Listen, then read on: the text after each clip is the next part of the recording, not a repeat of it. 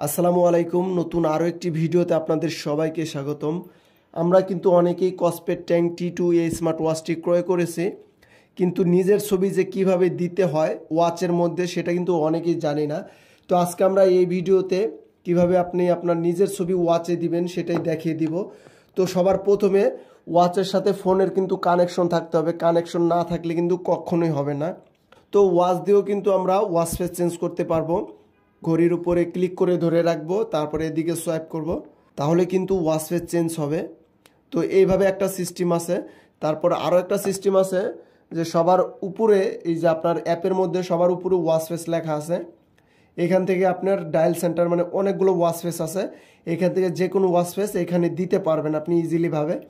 তারপর আপনি আপনার নিজের ছবি কিভাবে দিবেন আমি সেটাই দেখিয়ে দিচ্ছি। তারপর কাস্টম ডায়াল আছে ডান পাশে, আপনারা দেখেন এই যে ডান পাশে কাস্টম ডায়াল, এখানে ক্লিক করবেন। তারপরে এইটা আসবে, এটাতে ক্লিক করলাম। তারপরে সিলেক্ট ইমেজ, এখানে ক্লিক করলাম। তারপরে অ্যালবাম, এখানে ক্লিক করলাম। তারপরে ফটো। তারপরে এখানে কিন্তু আপনাদের সব পিকচার চলে আসবে, আপনারা চাইলে এখান থেকে অ্যাড করে দিতে পারবেন। তো আমি একটা নিয়ে এখান থেকে, তো আমি এটা নিয়ে নিলাম, নিয়ে ক্রপ করলাম। ক্রপে যে উপরে আছে উপরে ক্রপে ক্লিক করে দিলাম। তারপর সিঙ্ক্রোনাইজ ডায়াল।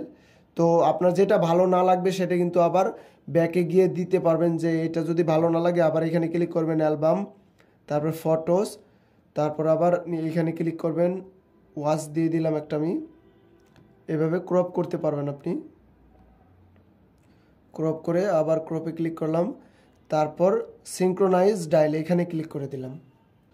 তো আমার কিন্তু সিঙ্ক্রোনাইজ হচ্ছে অলরেডি, পার্সেন্ট শো করতেছে, এখানেও পার্সেন্ট শো করতেছে। তো আমার একটু সময় নেবে।